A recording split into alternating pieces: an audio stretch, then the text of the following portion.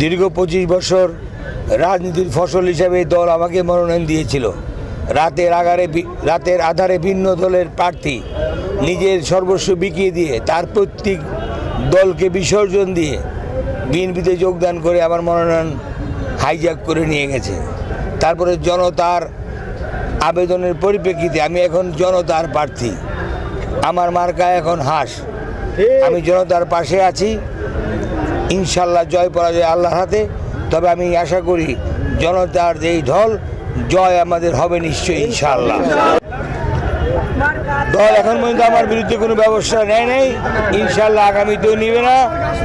আর শতভাগ নেতাকর্মী আমার সাথে, তাই আমি কোনো চিন্তা করি না, কারণ সমস্ত নেতাকর্মী তাদের পদ পদবি বিসর্জন দিয়ে আজকে আমার পাশে এসেছে। একদম ঠিক আছে।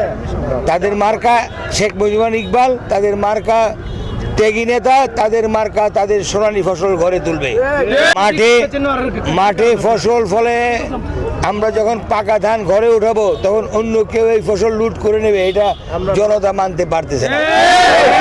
তাই আমাদের হাঁসের প্রতীক দিয়ে আমরা এই ধান খাইয়ে এই মার্কার এই রেজাল্ট আমরা তারেক রহমান হাতে দেব।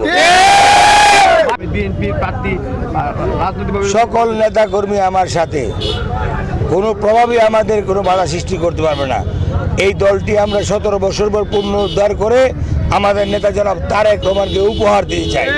নির্বাচন কমিশনের অবাধ ও সুষ্ঠু নির্বাচন, মানুষ যাতে তার স্বাধীন মত প্রকাশ করতে পারে এবং সুন্দরভাবে ভোট কেন্দ্রে গিয়ে ভোট প্রদান করতে পারে, এটাই নির্বাচন কমিশনের কাছে আমার আকুল আবেদন। আইন শৃঙ্খলা বাহিনীর কাছে আমার আকুল আবেদন, মানুষ যাবে শান্তিভাবে সুষ্ঠুভাবে নির্বাচন ভোট কেন্দ্রে যেতে পারে তার ব্যবস্থা করা। জয় পরাজয় আল্লাহর হাতে। আমরা শতভাগ নিশ্চিত ইনশাল্লাহ আমরা জয় করব।